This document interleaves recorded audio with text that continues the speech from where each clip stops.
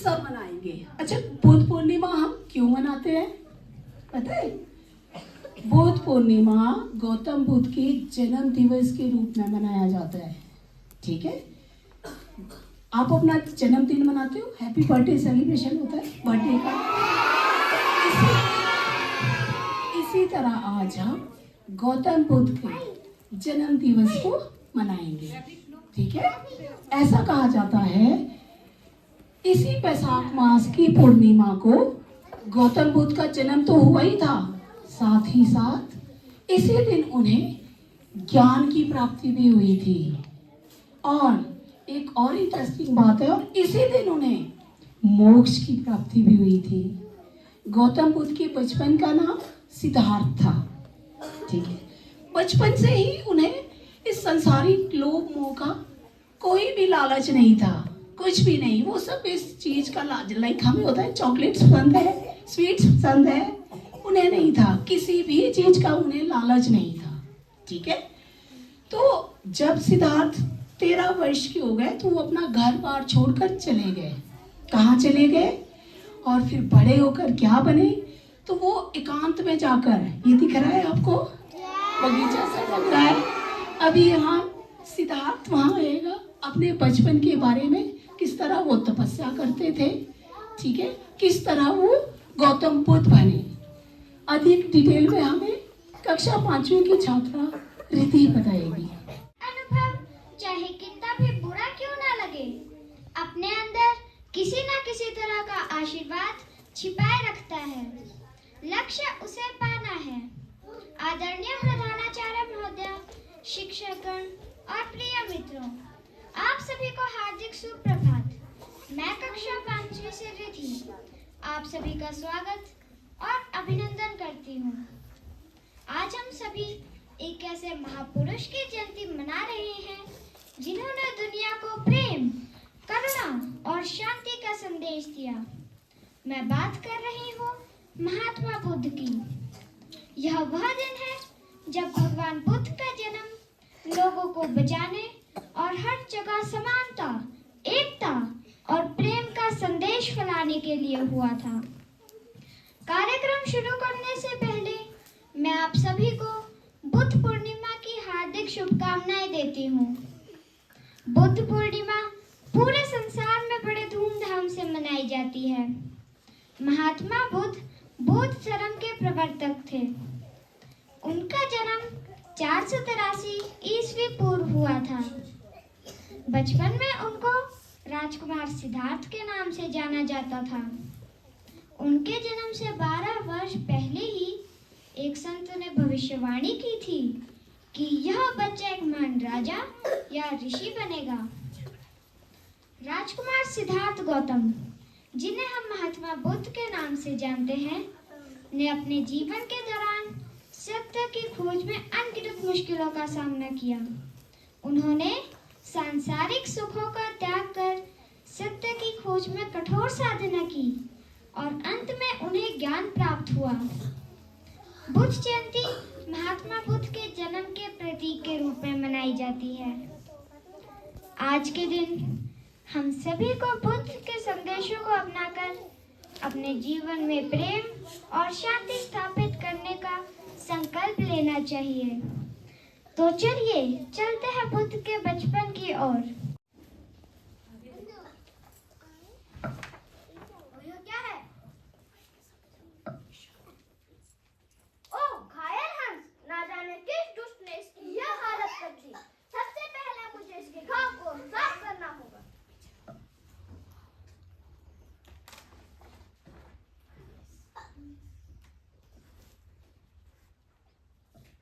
ना जाने मेरा हंस कहाँ चला गया। ओह ये रहा। सिद्धार्थ, यह हंस तुम्हारे पास है।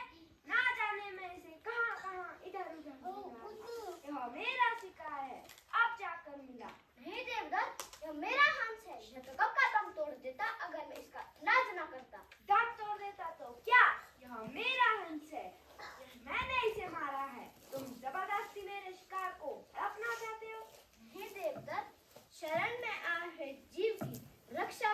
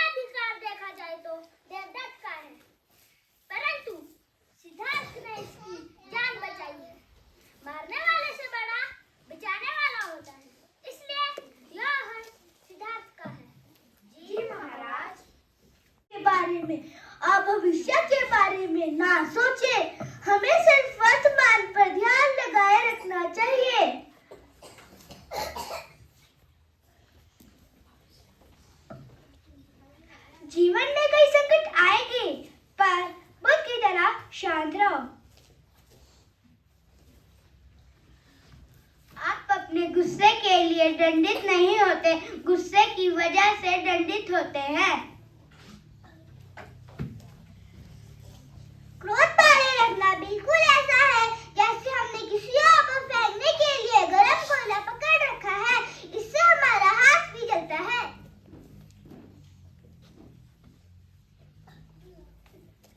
जब मन अशांत हो तो हमें कोई भी निर्णय नहीं लेना चाहिए। एक तीर धार चाकू की तरह जीभ बिना खून बहाए मार देती है, इसलिए अपनी वाणी को मधुर रखें। आप चाहे जितनी किताबें पढ़ लें, कितने ही अच्छे प्रवचन सुन लें, उसका कोई फायदा नहीं होगा जब तक कि आप उनको अपने जीवन में नहीं अपनाते। बहुत ही सुंदर प्रस्तुति।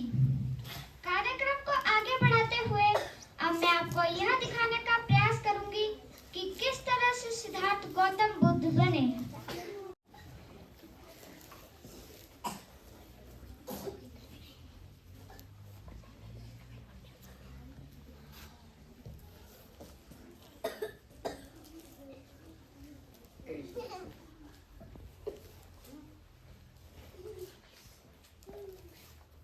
इतने सारे गड्ढे, गुरुवर, इन गड्ढों का क्या रहस्य है?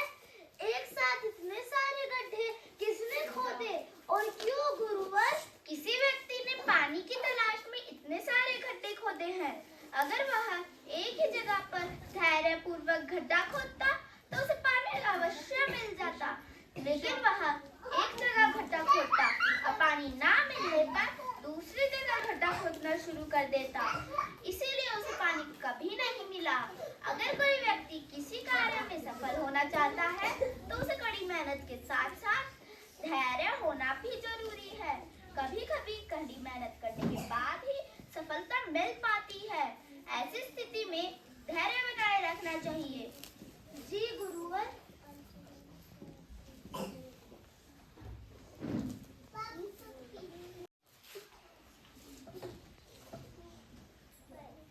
गुरुवर, मैं बहुत दिनों से आपके प्रवचन सुन रहा हूँ, परंतु मेरे जीवन में कोई बदलाव नहीं आया। तुम कौन से गांव से आए हो? पास के गांव से। तुम्हारा गांव कितनी दूर है? 100 मील गुरुवर। अपने गांव कैसे जाते हो? कभी पैदल, कभी सवारी का कोई साधन छोड़ देता है। क्या तुम यहाँ बैठे बैठे अपने घर पहुँच सकते हो? गुरुवर, ये कैसे संभव हो सकता है? तुम्हारी बातों में ही तुम्हारा उत्तर है। अब तुम्हारे प्रश्नों का उत्तर मिल गया।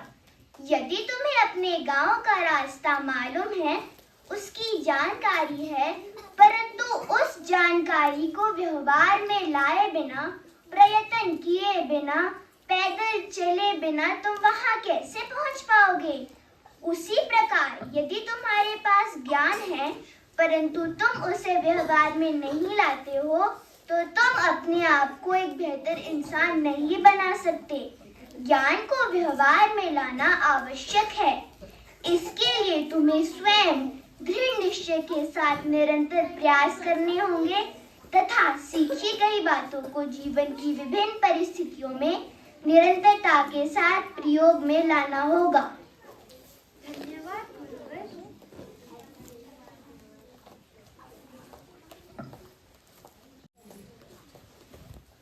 बुद्ध कहते हैं, अगर जीवन में सफल होना है तो इन 5 बातों को दिमाग से निकाल दो। मुझसे नहीं हो पाएगा, लोग क्या कहेंगे, मेरा मन नहीं है, मेरी किस्मत ही खराब है, मेरे पास समय नहीं है। सबके प्रति बुद्धिमान बनो, सच बोलो और दिमाग को शुद्ध रखो। यही भगवान बुद्ध की सच्ची शिक्षा है।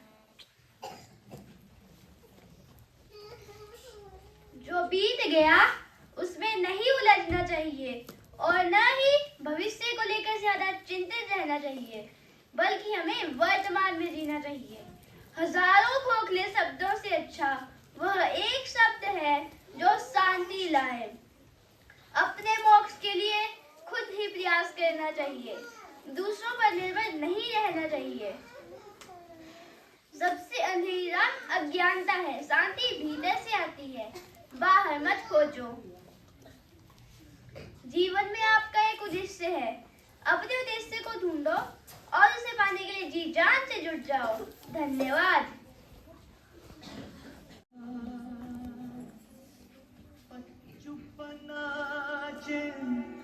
ये बुद्ध अहं वन्दामि सर्वदा।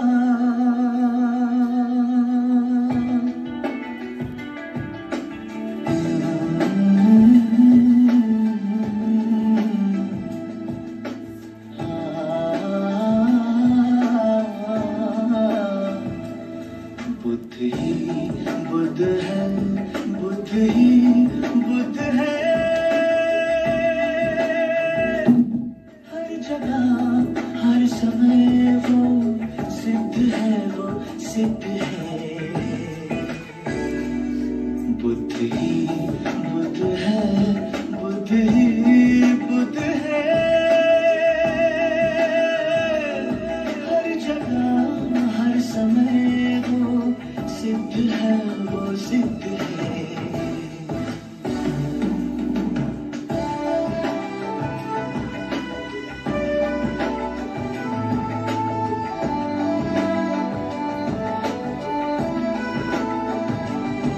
मन में तुम्हारे बसता वो गुणवान है, मन में तुम्हारे बसता वो गुणवान है।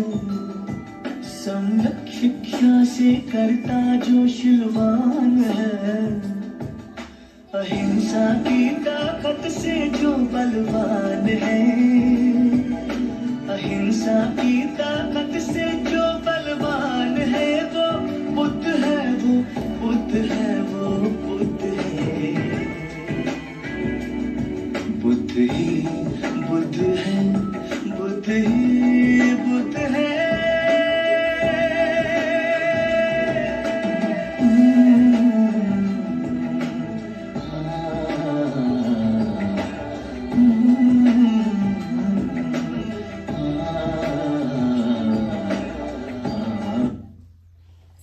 अलौकिक प्रस्तुति। मैं आशा करती हूँ आप सभी को यह कार्यक्रम पसंद आया होगा। भगवान बुद्ध के विचारों को अपने जीवन में उतारें और एक बेहतर दुनिया बनाएं। आप सभी को बुद्ध पूर्णिमा की हार्दिक शुभकामनाएं। धन्यवाद।